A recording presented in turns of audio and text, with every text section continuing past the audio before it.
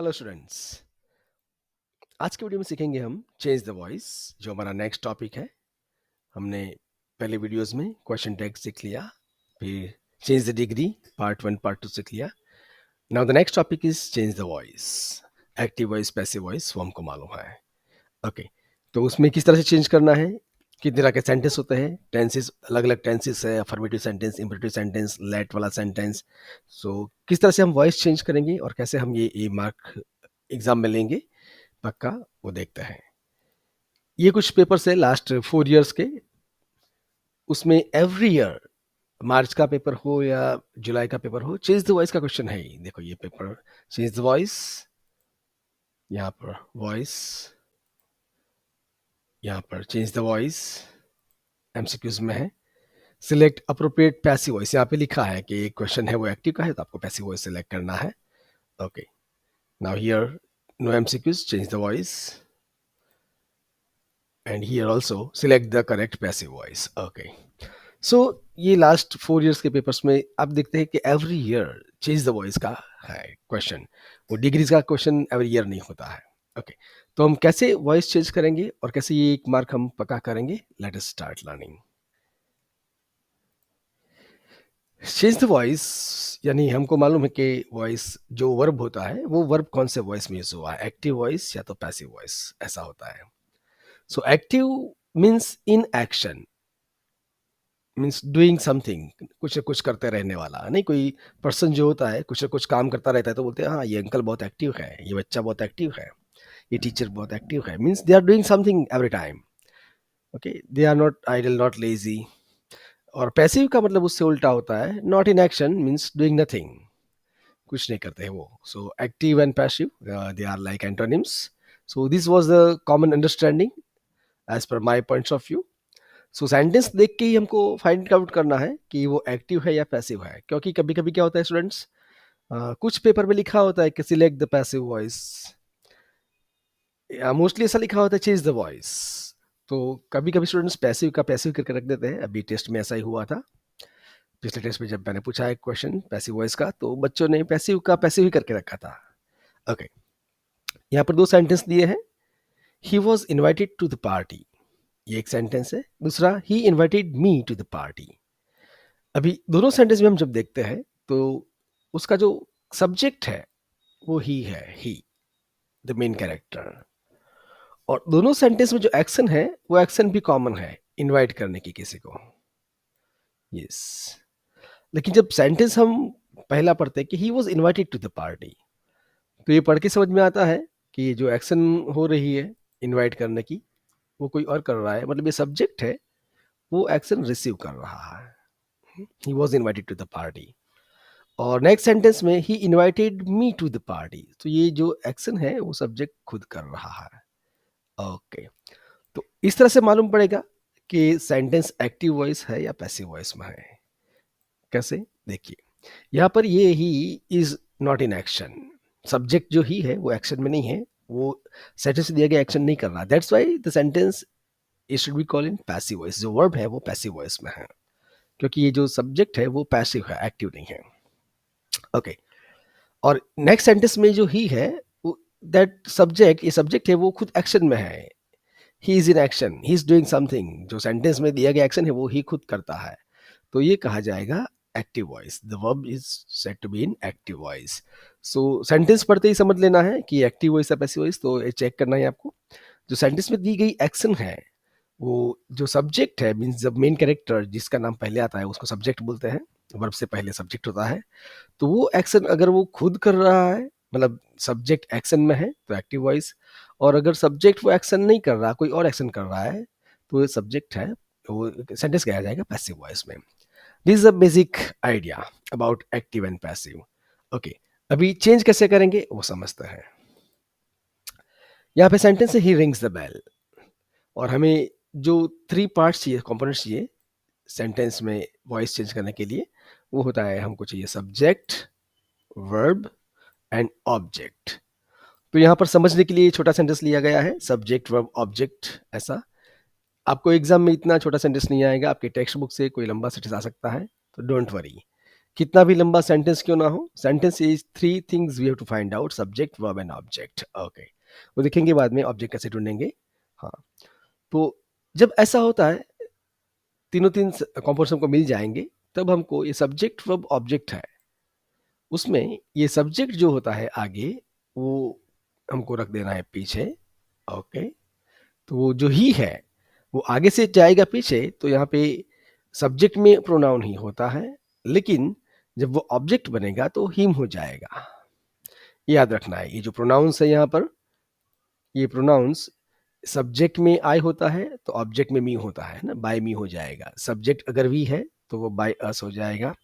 You तो same रहता है, ये ही है तो उसका बाय हिम होगा। ऑब्जेक्ट बनता है सब्जेक्ट, तो उसके अगर एजेंट बाय लगाना पड़ता है, बाय हिम। अगर आगे शी है तो वो हर हो जाएगा, और दे है तो बाय देम हो जाएगा। ये याद रखना है। और अगर ऑब्जेक्ट में अगर मी है तो वो आगे आएगा तो आई बन जाएगा, अस है तो वी बन जाएगा, हिम है तो ही बन जाएगा, और उसके साथ अगर बाय है तो बाय निकल जाएगा, नहीं है तो डायरेक्ट मी का आई हो जाएगा, हिम का ही हो जाएगा। ये ध्यान में रखना है।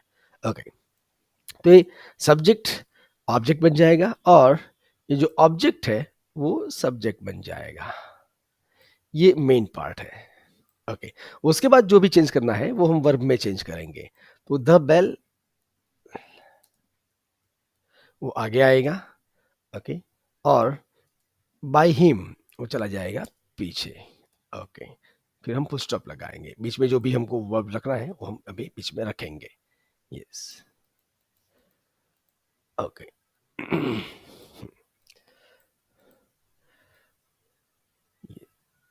सो ये हमने द बॉल सब्जेक्ट बना दिया ऑब्जेक्ट का, और ही का हमने बाय ऑब्जेक्ट बना दिया। अभी जो वर्ब है, पैसिव वॉइस में वर्ब का जो फॉर्म होता है ना बाय डिफॉल्ट, वो पास्ट पार्टिसिपल फॉर्म, जिसको हम V3 बोलते हैं, वो होना चाहिए। अगर हमको वर्ब फॉर्म्स नहीं मालूम तो थोड़ी दिक्कत होगी, जैसे कि रिंग, रैंग, रंग। तो ये रिंग का जो V3 होता है वो रंग होता है। ओके, तो वो हम यहाँ रखेंगे रंग। यस, लेकिन अभी ये सिर्फ V3 रखने से भी अभी सेंटेंस जो है आंसर वो पूरा नहीं हुआ। द बेल रंग बाय हिम। ओके, तो अभी और क्या करेंगे, ऊपर जो क्वेश्चन है वो सिंपल प्रेजेंट टेंस का है, ही रिंग्स द बेल। ओके, तो अभी हमको जो एक वर्ब होता है बी करके,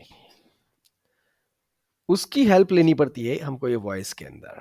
ये जो बी है उसके अलग अलग फॉर्म्स हम लेंगे। एम इज आर प्रेजेंट में होते हैं, वॉज वर पास्ट में होते हैं। ओके, बी को आईएनजी लगता है, बीइंग होता है, बी का थर्ड फॉर्म बिन होता है, बी वॉज बिन। तो एक्टिव से पैसिव करने में ये बी एक मेन रोल प्ले करता है। इसके बिना पैसिव वॉइस नहीं बनेगा कभी भी। कोई भी सेंटेंस हो, पैसिव वॉइस इसके बिना मुमकिन ही नहीं है, चाहे वो सिंपल टेंस हो, या कंटिन्यूस हो, या परफेक्ट हो, या मॉडल वर्ब्स हो, शैल, विल, कैन, कुड, कुछ भी, ये बी का फॉर्म वहाँ आएगा ही आएगा। ये थर्ड वर्ब से पहले जो V3 होता है उससे पहले उसका फॉर्म आना चाहिए, तो ये वो पैसिव वॉइस बनेगा। तो द बेल, यहाँ पे बी के प्रेजेंट में एम इज आर होते हैं, तो यहाँ पे बेल के साथ इज आएगा, वो हमको मालूम है। ओके, तो आंसर ऐसा बनेगा, द बेल इज रंग by him.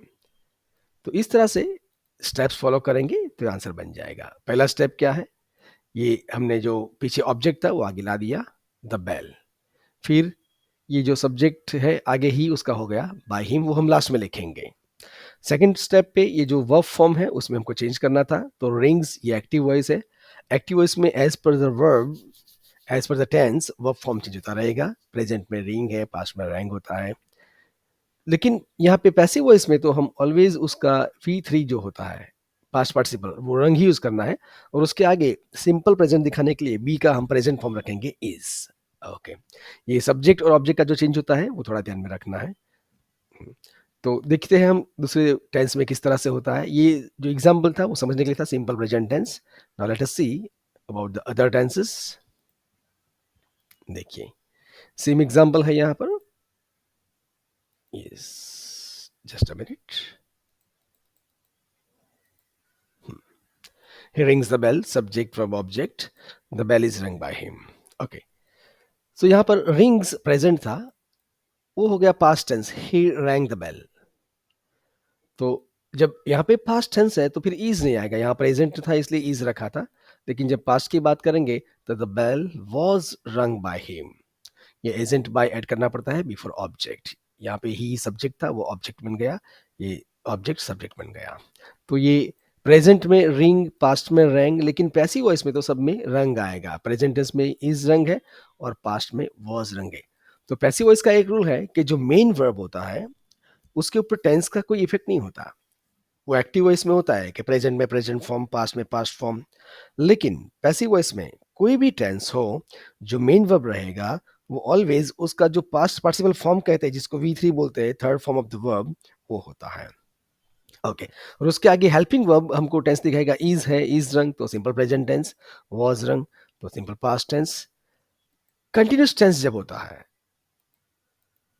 He is ringing the bell, तो यहां पर इसका answer he is ringing the bell. तो ये सब्जेक्ट ऑब्जेक्ट को समझ में आ गया, लेकिन हमें अभी से अभी सीखा कि रिंगिंग जो आईएनजी लगा है वो कंटिन्यूस टेंस दिखाने के लिए कहा है, और आईएनजी हम सिर्फ और सिर्फ फर्स्ट फॉर्म को लगा सकते हैं, थर्ड फॉर्म को नहीं। यस, तो यहाँ पर हमने रंग तो कर दिया, रिंग का रंग V3, और इज भी लगा दिया, प्रेजेंट टेंस में ऑलरेडी इज है, लेकिन हमको कंटिन्यूस टेंस दिखाना है। तो आईएनजी तो सिर्फ और सिर्फ फर्स्ट फॉर्म को लगेगा, तो फिर क्या करेंगे उस टाइम पे, ये जो हमने अभी अभी समझा कि बी जो है ये इसके बिना पैसिव वॉइस अधूरा है, इसकी हेल्प के बिना पैसिव वॉइस कभी नहीं बनेगा। तो कंटिन्यूस टेंस दिखाने के लिए, है ना, हमको बेस वर्ब जो होता है उसके साथ आईएनजी लगाना पड़ता है, कि ईट का ईटिंग होता है, गो का गोइंग, सिंग का सिंगिंग, रिंग का रिंगिंग, लेकिन पैसिव वॉइस में तो ऑलवेज थर्ड फॉर्म आएगा, रंग तो रंग को तो आईएनजी लगेगा नहीं, तो फिर ये बी को आईएनजी लगा के वहां उससे पहले रखते हैं to show that it is continuous tense. तो इसलिए यहाँ बीइंग, बी के साथ आईजी ऐड किया और वहां रख दिया द बेल इज बीइंग रंग बाय हिम। अगर ये बीइंग निकाल देंगे ना तो वो सिंपल सेंटेंस बन जाएगा, द बेल इज रंग बाय हिम, तो ये अभी अभी हमने जो सीखा उससे पहले वाला वो बन जाएगा इस तरह से।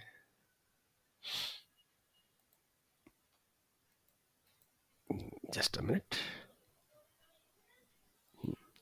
यस, ये द बेल इज रंग बाय हिम, तो यहाँ पर बीइंग निकाल दिया तो ये हो जाएगा, और बीइंग रखेंगे तो ही ये कंटिन्यूस टेंस ऐसा दिखाएगा। तो प्रेजेंट में इज रिंगिंग है, पास्ट में होता है वॉज रिंगिंग। ओके, तो वहां पर भी वॉज बीइंग रंग, इस तरह से आंसर बनेगा। प्रेजेंट और पास्ट दो में कंटिन्यूस होता है, फ्यूचर कंटिन्यूस का कोई पैसिव वॉइस नहीं होता। ओके, फिर जो परफेक्ट टेंस है उसके अंदर ही हैज रंग द बेल, ये एक्टिव वॉइस है।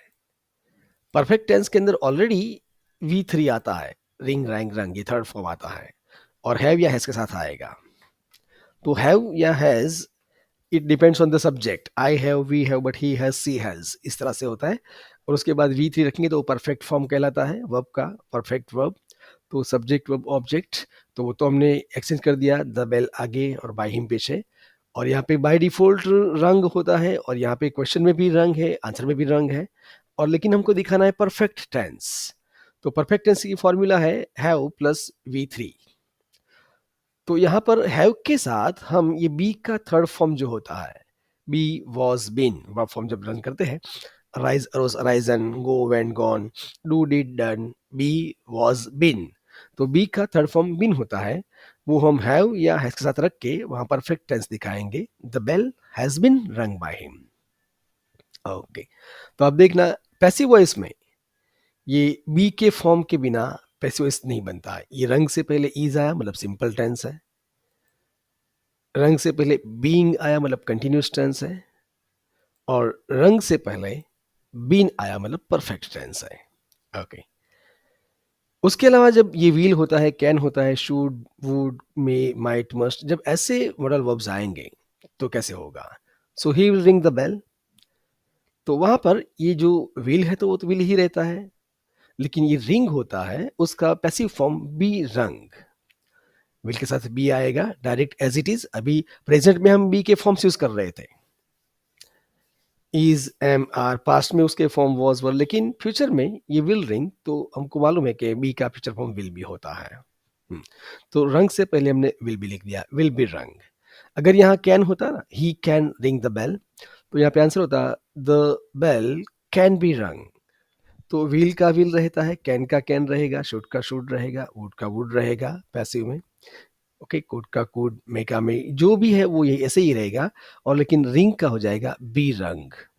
सो रिंग का थर्ड फॉर्म बी के साथ आएगा। इस तरह से होता है पैसिव वॉइस। ओके, तो ये हमने कुछ फॉर्मूलाज थे वो समझ लिए। अभी हम एक के बाद एक सारे पेपर्स में से देखते हैं कि किसका आंसर क्या सही होगा। अगर आंसर लिखा है तो एमसीक्यूज में, और नहीं है तो किस तरह से उसका आंसर बनेगा। ओके, इलास्टर का पेपर है। The voice from the radio answered me immediately. हाँ, तो सबसे बड़ी दिक्कत है कि अभी जो समझा, सब्जेक्ट, वर्ब, ऑब्जेक्ट, ये तीन चीज हमको चाहिए।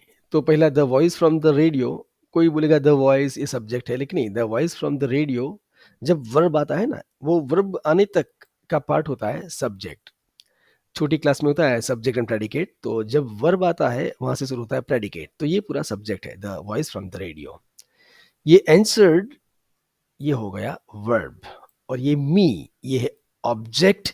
ये इमीडिएटली तो एडवर्ब है, इमीडिएटली ऑब्जेक्ट नहीं है। कुछ लोग की मिस्टेक होती है ना, कि ये इमीडिएटली आगे लाएंगे और उसका आंसर बनाना का शुरू करेंगे। ये रहा immediately the voice from the radio had answered me. यहाँ पर भी इमीडिएटली, तो ये इमीडिएटली जो पहला लिया ना वो पूरा रॉन्ग है। इमीडिएटली कोई ऑब्जेक्ट नहीं है, ऑब्जेक्ट मी है। ऑब्जेक्ट ढूंढेंगे कैसे? तो जब सेंटेंस में सब्जेक्ट और वर्ब दिया है, उसको लेकर हम व्हाट से क्वेश्चन करना है। व्हाट से या तो हु से, जो भी आंसर मिलेगा वो ऑब्जेक्ट होता है। The voice from the radio answered what, तो नहीं आंसर है। The voice of the radio answered हुम, तो हुम का आंसर ये रहा मी। ये हमने वर्ब लिया और वर्ब और सब्जेक्ट के साथ क्वेश्चन पूछेंगे हुम, यानी किससे आंसर दिया, तो मी। तो ये रहा हमारा ऑब्जेक्ट। तो यहाँ मी का जब आगे आएगा तो आई बन जाएगा। ओके, और यहाँ पे आंसर्ड है वो सिंपल पास्ट टेंस है, तो वहाँ पे पास्ट टेंस ही आना चाहिए, प्रेजेंट टेंस नहीं आना चाहिए। ओके, तो यहाँ पर दो है आई वाले, आई एम आंसर्ड, तो ये रॉन्ग है। क्यों? क्वेश्चन में पास्ट टेंस है और यहाँ प्रेजेंट। तो यहाँ पे आई वॉज आंसर्ड, तो ये जो स्टूडेंट ने टिक मार्क किया है उसका आंसर सही है। I was answered immediately by the voice from the radio. The voice from the radio, ये पूरा सब्जेक्ट चला गया पीछे, ये एजेंट बाय के साथ। ओके, और ये जो एडवर्ब है वो एडवर्ब वर्ब के साथ रहता है। आई वॉज आंसर्ड इमीडिएटली, तो ये परफेक्ट सेंटेंस पर उसने ये इसका आंसर बना। Let us check the next paper.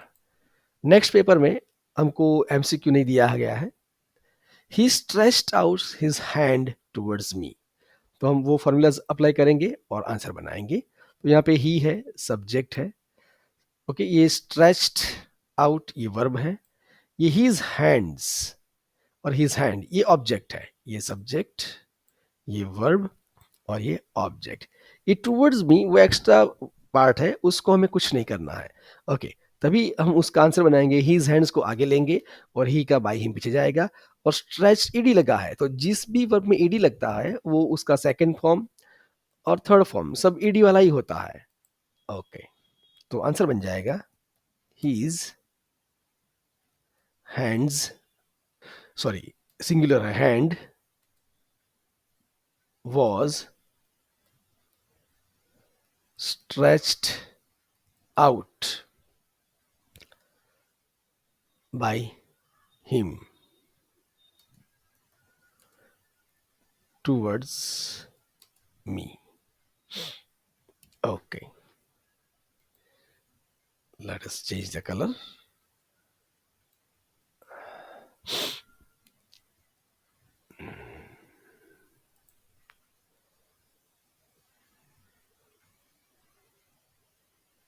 Okay, there is no dark color, only this much. Okay, yes.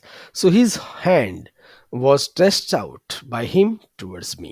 तो इस तरह से हमने आंसर लिखा। अगर आप इस तरह से लिखते हैं कि his hand was stretched out towards me by him, अगर by him को आपने लास्ट में लिखा, then it's okay, there is no problem. तो यहाँ इस तरह से ये आंसर बनेगा, subject verb object. Let us check the next paper.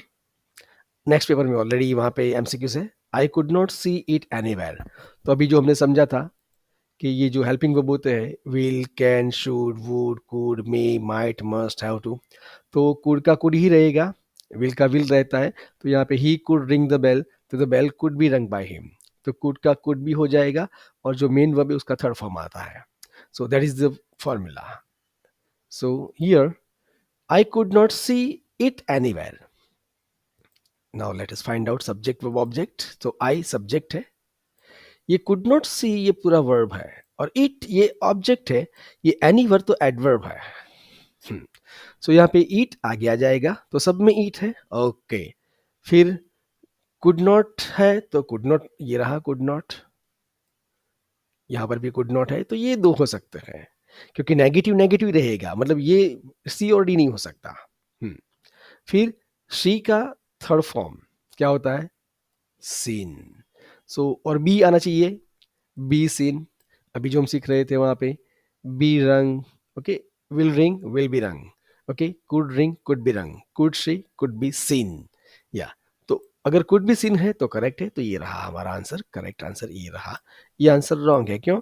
ये चेंज द वॉइस में ये सेम फॉर्म नहीं रहेगा, first form see first form. Okay, बाकी ये पहले सी और डी तो रॉन्ग ही है, क्यों? वो उसका सेंटेंस पूरा चेंज कर दिया, नेगेटिव का अफर्मेटिव कर दिया. Okay, so this is the correct answer. It could not be seen anywhere by me. Let us check the next paper. Next paper में भी एमसीक्यूज है. I looked at the compass. तो हम जो समझ रहे थे, सीख रहे थे, इतने शॉर्ट सेंटेंस पूछे गए पिछले 4 साल में. आई सब्जेक्ट है, लुक्ड एट ये पूरा वर्ब है, लुक्ड एट एक साथ में रहता है, और द कंपास ऑब्जेक्ट है. अभी तो आपको समझ में आ गया होगा कि सही आंसर क्या है, आप लोगों ने ढूंढ भी लिया होगा मेरे बोलने से पहले, क्योंकि ये लुक्ड एट ये पास्ट टेंस है, तो पास्ट टेंस में वॉज आएगा कंपास के साथ. So the compass was looked at by me, ये रहा आंसर. यहाँ पे बीइंग रखा है, वो कंटिन्यूस में होता है. ये हैज़ बीन प्रेजेंट परफेक्ट में होता है, हैड बीन पास्ट परफेक्ट में होता है, तो ये भी रॉन्ग है. जो हमको दिया गया है वो टेंस, ये सारे के सारे as per the passive voice, as per the grammar, there is no mistake. Grammar के मुताबिक ये बाकी सारे ऑप्शन में कहीं पर भी मिस्टेक नहीं है. The compass has been looked at by me, ये परफेक्ट प्रेजेंट टेंस है. ये हैड बीन लुक्ड, ये पास्ट परफेक्ट टेंस है. Was being looked at by me, तो ये पास्ट कंटिन्यूअस टेंस है. और ये रहा हमारा सिंपल पास्ट टेंस, क्योंकि क्वेश्चन सिंपल पास्ट टेंस का है, तो आंसर सिंपल पास्ट टेंस का ही चाहिए. टेंस चेंज नहीं करना है. सेंटेंस का जो टाइप है, अफर्मेटिव तो अफर्मेटिव, नेगेटिव तो नेगेटिव, हमको वो भी चेंज नहीं करना है. नेक्स्ट पेपर देखते हैं. तो यहाँ पर I have always liked music, तो यहाँ पे प्रेजेंट परफेक्ट टेंस दिया गया है.